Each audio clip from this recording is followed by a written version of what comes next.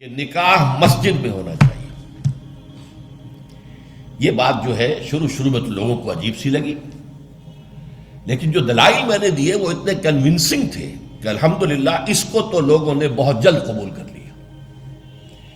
ہمارے لیے سب سے بڑی دلیل کیا ہے کہ حضور کا قولی حکم ہے، اعلنوا ھذا النکاح واجعلوہ فی المساجد، نکاح کا اعلان عام کیا کرو اور مسجدوں میں منعقد کیا کرو۔ یہ جامع ترمذی شریف کی روایت ہے، اگرچہ ٹھیک ہے علماء کا کہنا یہ ہے کہ یہاں جو وجعلوہ جو فعل امر ہے یہ وجوب کے لیے نہیں ہے، استحباب کے لیے ہے، لازم نہیں ہے۔ امر دونوں طرح کا ہوتا ہے، مستحب ہے، بہتر ہے۔ تو سوال یہ کہ بہتر کو کیوں چھوڑیں؟ جس کو محمد رسول اللہ نے بہتر قرار دیا ہو اسے کیوں چھوڑیں؟ کس دلیل سے چھوڑیں؟ ہمیں لازماً اختیار کرنا چاہیے۔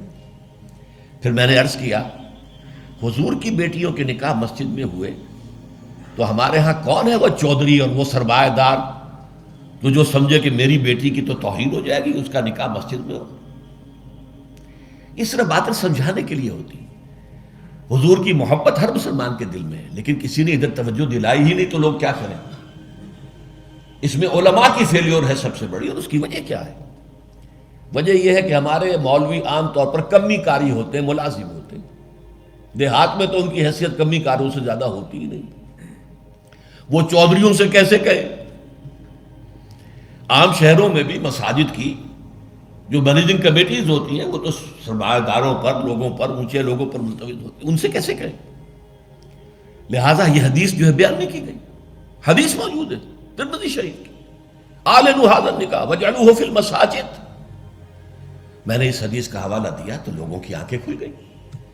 جب کہا دیکھو اگر فاطمہ الزہرا رضی اللہ تعالی عنہا کا نکاح مسجد میں ہو سکتا ہے تو کس کی بیٹی زیادہ عزت والی ہے حضرت فاطمہ الزہرا رضی اللہ تعالی۔ تیسری بات میں نے اور دی دلیل، اور اس میں غیرت کو ابھارا کہ دیکھو عیسائیوں نے اب تک اپنے چرچ اور اپنے پادری کی یہ عزت برقرار رکھی ہے۔ ان کی شادی چرچ میں ہوگی، کہیں نہیں ہوگی۔ پرنسس ہو، پرنس ہو، وہیں جائے گا۔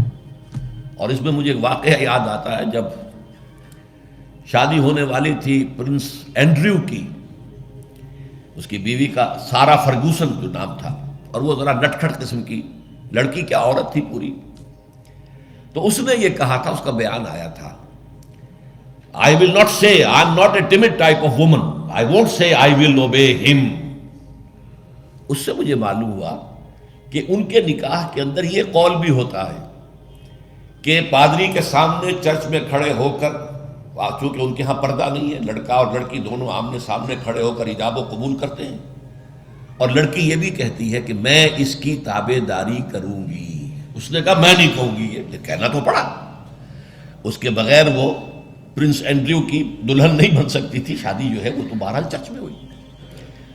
ہمارا مولوی بیچارہ بغل میں دبا کر وہ رجسٹر اور بیٹھا سوکھ رہا ہوتا ہے، بھرات تو ابھی آئی نہیں ہے، 2 گھنٹے گزر گئے، بیٹھا ہوا۔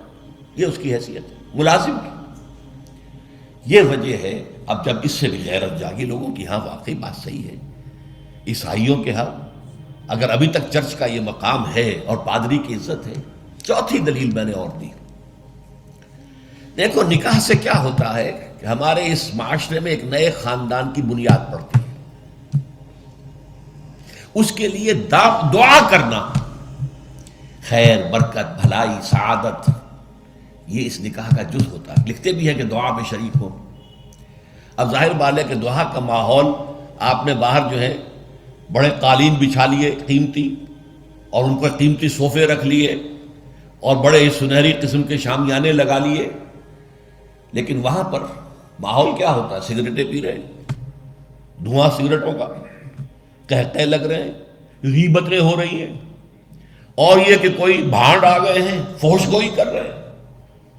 اس حال میں کوئی شخص جو ہے کونے میں بیٹھے ہوا مولوی صاحب جو من من من من من کر کے وہ کچھ پڑھتے ہیں اور کہتے ہیں دعا کر لو۔ اب دعا کیا خاک کر لو؟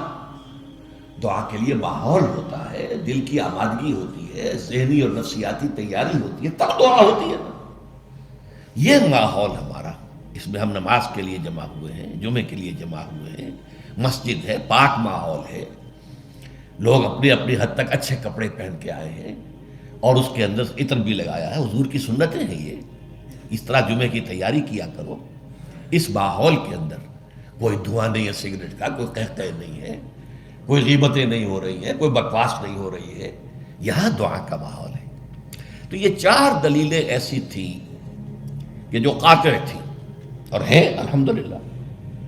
تو پہلی بات کہ مسجد کے اندر نکاح کی محفل منعقد کی جائے، اس کے لیے میں سمجھتا ہوں کہ ذرا سی تعلیم اور تلقین اگر ہو جائے، اور اگر حکومت کی سطح پر یہ کام ہو، ابھی تک تو یہ میں انفرادی طور پر ہو چکے ہیں، اب اس کو 30 برس میں نے جدوجہد کی ہے، ہماری تحریک کے تحت ہوئی ہے، اگر کہیں یہ سرکاری سطح پر، حکومت کی سطح پر ہو جائے تو یقیناً یہ ہے، میں کہتا رہا ہوں کہ بھئی برادریوں کے سطح پر فیصلہ کرو چلو، لیکن سرکاری سطح پر ہو جائے تو کیا کہیں۔